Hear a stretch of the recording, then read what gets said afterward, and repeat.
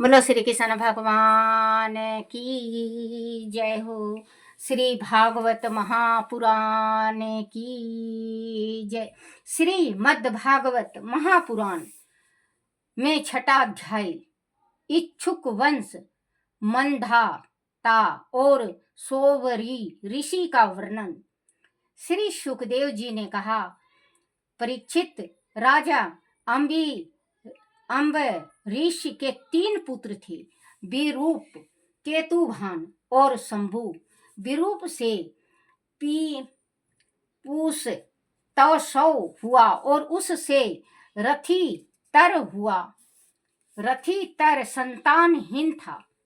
वंश परंपरा की रक्षा के लिए उसने अंगिरा ऋषि से प्रार्थना की। उन्होंने ब्रह्म तेज द्वारा उनकी पत्नी से कई पुत्र उत्पन्न किए। वह सभी अंगिरस कहलाए। रथी तर वंशियों में वह ही सर्वश्रेष्ठ पुरुष कहलाई। क्षत्रिय और ब्राह्मण दोनों ही गोत्र से इनका संबंध था। परीक्षित, ऐसा कहा जाता है कि एक बार मनु जी की छींक से उन्हें एक संतान प्राप्त हुई। क्योंकि वह उनकी नासिका से निकली थी, इसीलिए उसका नाम इक्ष्वाकु रखा गया। इक्ष्वाकु के 100 पुत्र हुए, जिसमें विकुक्षी, निबु और दंडक प्रसिद्ध हुए। उनसे छोटे 25 पुत्र आर्यवर्त के पूर्व भाग के, 25 पश्चिम भाग के तथा उपयुक्त 3 मध्य भाग के अधिपति हुए। शेष 47 दक्षिण प्रदेश के अधिपति बने। एक बार की बात है कि राजा इच्छुक ने अष्टका श्रद्धा के समय अपने बड़े पुत्र विकुक्षी को श्रद्धा के योग पशुओं का मांस लाने के लिए कहा। विकुक्षी वन में गया और उसने वहां बहुत से पशुओं को मार डाला। वह बहुत थक गया था। उसे भूख भी जोरों की लगी थी। वह जानते हुए भी कि श्रद्धा के लिए लाए जाने वाले पशु को खाना नहीं चाहिए, उसने एक खरगोश को खा लिया। बाकी बचा मांस लाकर उसने अपने पिता को दे दिया। इक्ष्वाकु ने जब अपने गुरु से श्रद्धा करने के लिए कहा तो उसने उस मांस को देखकर कहा कि यह तो दूषित है और श्रद्धा के योग नहीं है। परीक्षित, गुरु के कहने पर इच्छुक को अपने पुत्र की करतूत का पता चल गया। उसने क्रोध में भरकर अपने पुत्र को देश से निकाल दिया।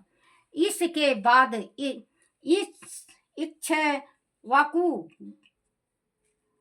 ने अपने गुरु वशिष्ठ से ज्ञान पर चर्चा की और फिर योग समाधि के द्वारा प्रायश्चित करने के लिए अपने शरीर को त्याग दिया।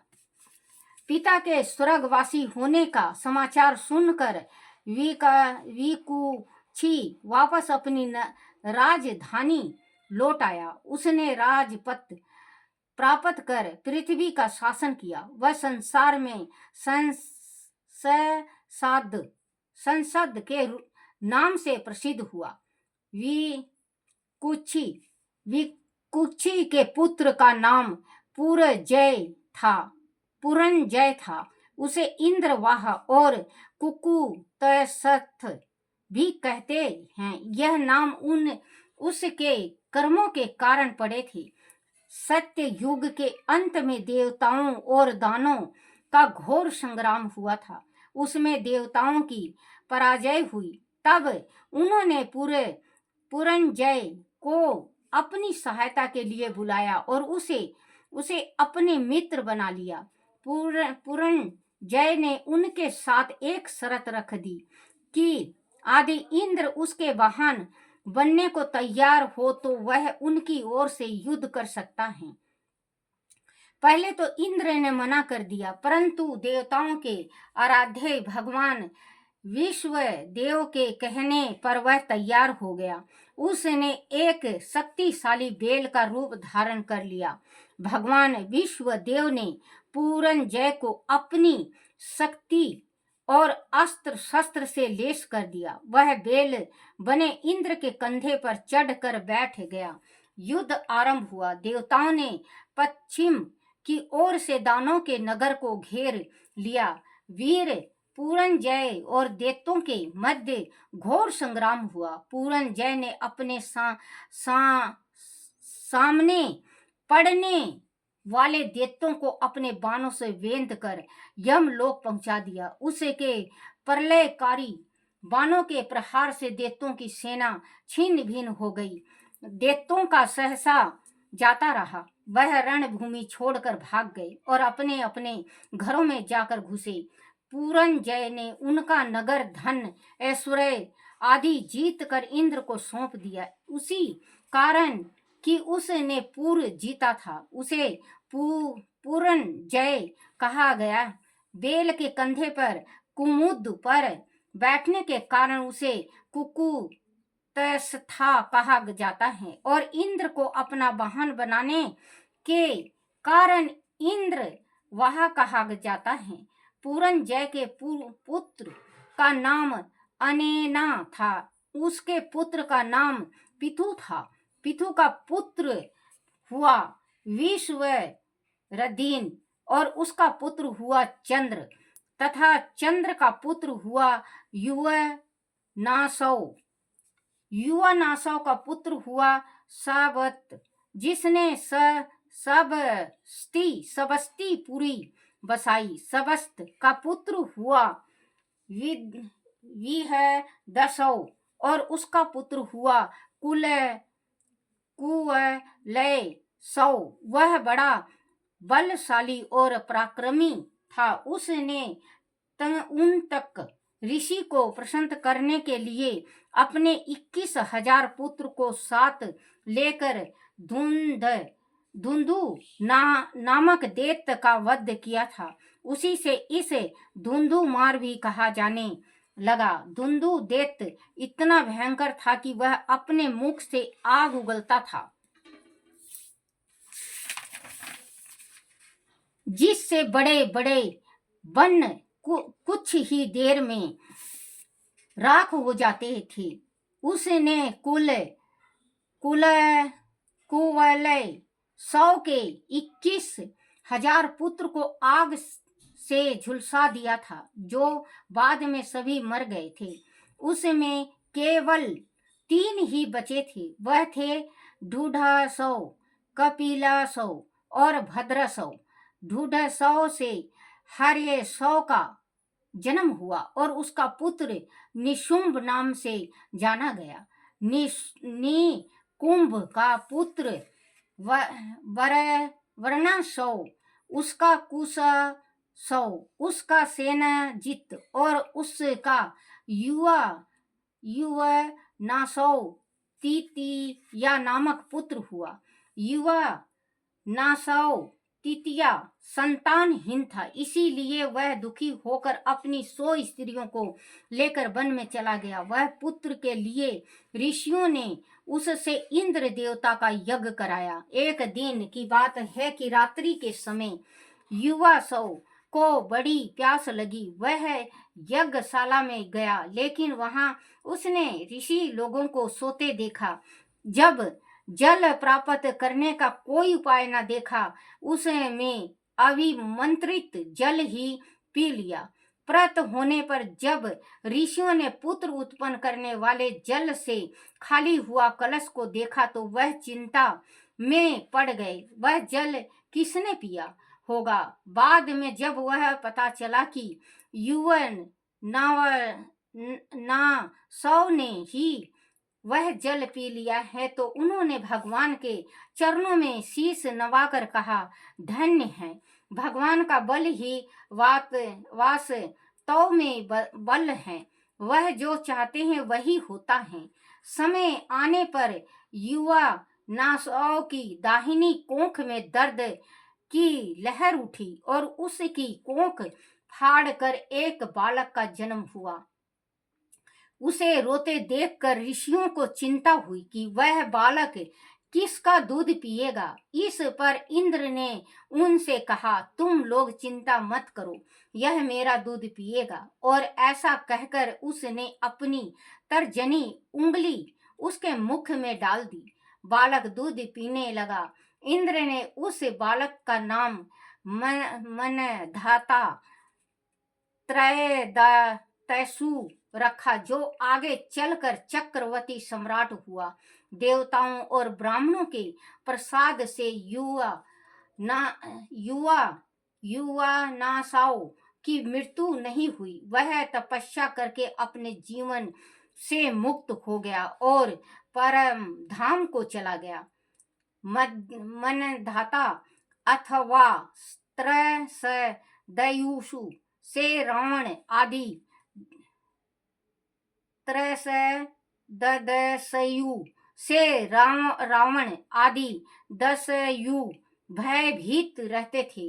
मनदाता ने भगवान की कृपा प्राप्त करके 7 द्वीपों का शासन किया। वह आत्मा ज्ञानी थे।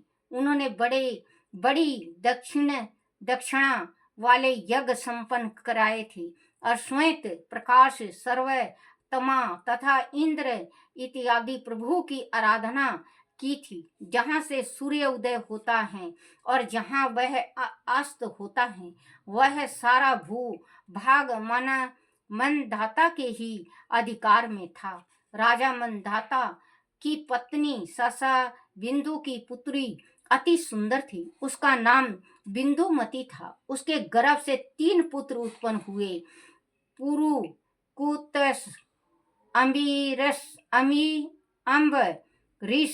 यह दूसरे हैं। और योगी मुचुकुंद उनकी 50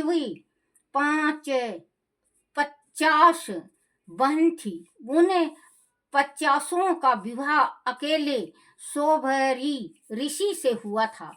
एक बार की बात है कि शोभरी ऋषि यमुना में स्नान कर रहे थे। स्नान के उपरांत वह यमुना के तल में बैठकर तपस्या करने लगे। उन्होंने एक मत्स्य राज को अपनी पत्नियों के साथ सुख से रहते देखा। उसे देखकर ब्राह्मण शोभरी के मन में भी विवाह करके सुख भोगने की इच्छा जागृत हो उठी। उन्होंने राजा मनधाता के पास जाकर उनकी एक कन्या को मांगा। राजा ने कहा, विप्रवर, स्वयंवर में जो कन्या आपको चुन ले, आप उसी के साथ विवाह कर लेना। शोभरी ने सोचा कि अब मैं बूढ़ा हो गया हूँ, शरीर पर झुर्रियां पड़ गई हैं, इसीलिए राजा ने मुझे टरकाने के लिए ऐसा कहा है। उसने सोचा है कि कोई मुझे पसंद नहीं करेगा। अच्छी बात है, मैं अब अपने को ऐसा बनाऊंगा कि राज कन्याएं तो क्या, देव कन्याएं भी मेरे लिए ललित हो जाएंगी। ऐसा सोचकर शोभरी ऋषि ने अपने योग बल से अपने शरीर को अति सुंदर, स्वस्थ और कांतिमय बना लिया। सोमवार में जब शोभरी ऋषि अपने नए रूप के साथ पहुंचे तो राजा की 50 कन्याओं ने शोभरी ऋषि को अपना पति चुन लिया। उन्हें पाने के लिए वह परस्पर कलह करने लगी। तब शोभरी ने उन सभी को अपनी पत्नी स्वीकार कर लिया। वह अपने आश्रम में उनके साथ विहार करने लगे। पृथ्वी के स्वामी राजा मनधाता शोभरी ऋषि की इस सुखी गृहस्थी को देखकर विस्मित रहने लगे। उनका यह अहंकार जाता रहा कि वह सर्व शोभ संपत्ति के स्वामी हैं। एक दिन शोभरी ऋषि एकांत में एक ग्रसित बैठे थे। तभी उन्होंने सोचा कि जल में एक मत्स्य राज को विहार करते देखकर उन्होंने दीर्घ काल से संचित अपने ब्रह्म तेज को नष्ट कर डाला। वह अध पतन नहीं है तो क्या है? मोक्ष की इच्छा रखने वाले व्यक्ति को भोगी प्राणियों का साथ कदापि नहीं करना चाहिए। ये उसे एकांत में एक ग्रसित होकर भगवान श्री हरि का स्मरण करना चाहिए। उसे ऐसा साधु पुरुष का संग करना चाहिए जिसका मन सदैव सर्वशक्तिमान परमात्मा में लगा रहता है। विषयों में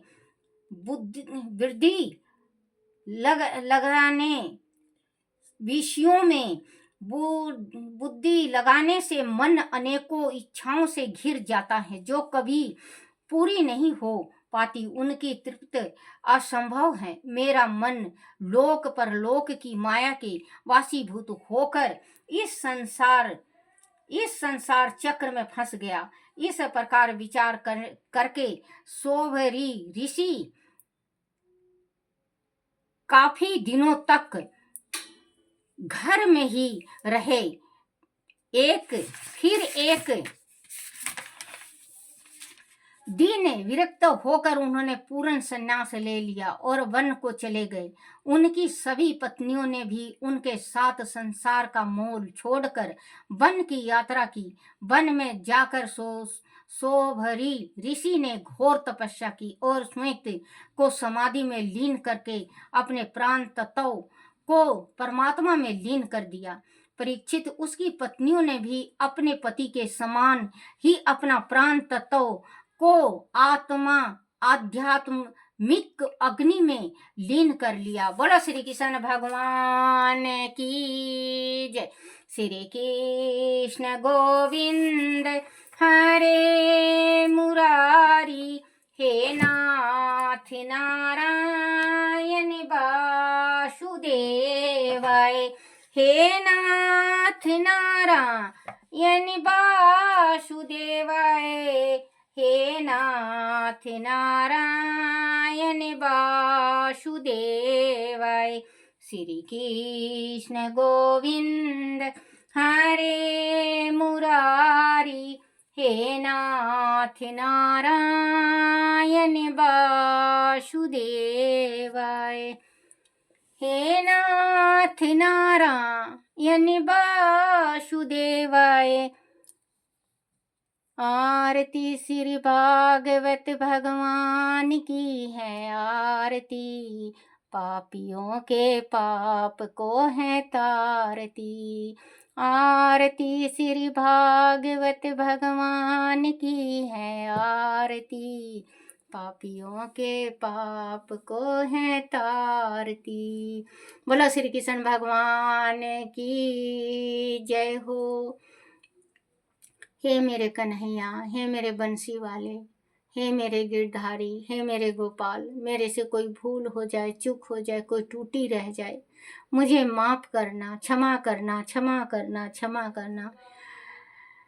अपने अपने माता पिता की जय हो।